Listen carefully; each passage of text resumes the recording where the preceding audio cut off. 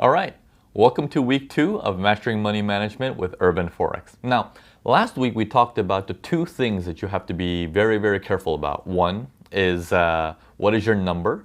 And two, are you willing to adjust based on your desire versus what makes you money? Now, it's a very important piece to think about, and I know it may cause a little bit of confusion or conflict in the mind because we're trained by society of, wait, don't you make a lot of money if you're interested in it? Don't forget, the interest is in the industry. Okay, it doesn't have to be on the trade itself, on the style of trading. As long as you're doing it from the industry, that's okay.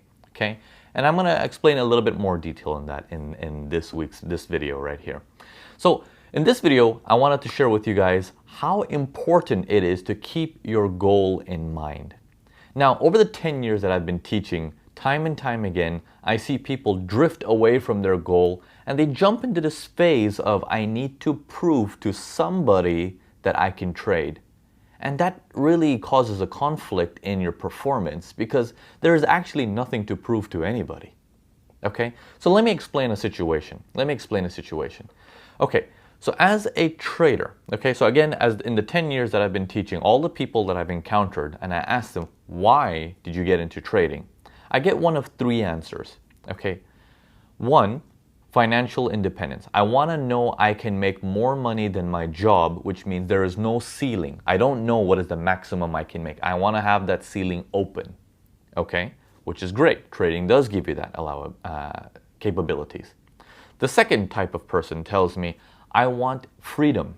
I want to be able to go and move and trade from a coffee shop or just basically say, I'm not working today.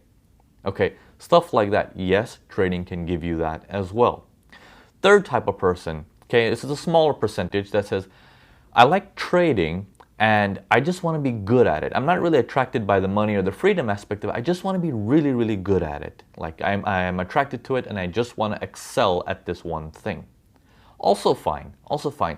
But I never have heard of anyone saying, you know what why I got into trading? I like to see people look at a certain price, get into that price, and then as the price moves a little bit higher, they take that profit and they book that profit and they live happily ever after. No one speaks like that. In fact, that is the reason how trading works. But no one talks like that. Having that said, if no one is thinking like that, that means no one should be trading every single trade, every single opportunity that comes your way.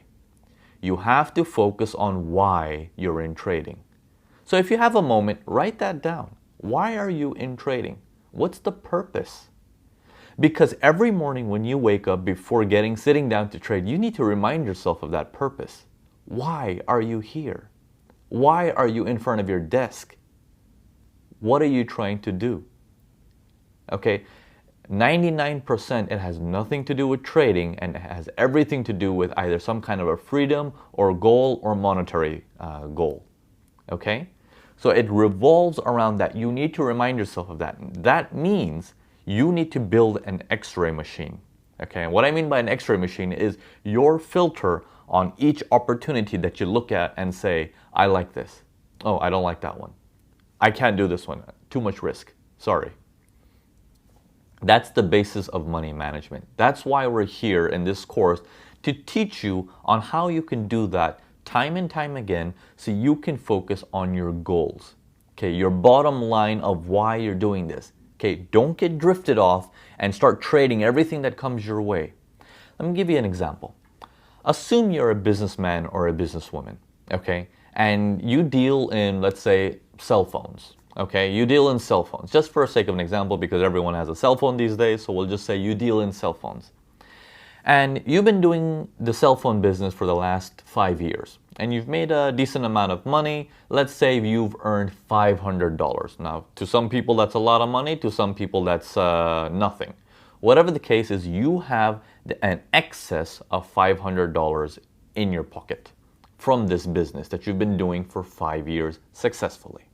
Okay, the money, the amount doesn't matter. Some people take me on the amount. The amount does not matter. You have an excess of $500 in your pocket. Now, You have a family member, a cousin, comes up to you, says, listen, man, I see you've been doing well in this mobile industry. I'm thinking of creating a new cell phone that is a mixture between an iPhone and an Android phone. I'm gonna make it the best of both worlds. I've never done this before. I just graduated out of college. I need you to invest in me. I need $200. Okay, that's one side. The other side, you have a friend from high school, okay, or you have a friend from middle school or elementary school, your childhood friend. He says, hey, listen, bud, I've seen you've been doing well, and I'm trying to get into this mobile industry.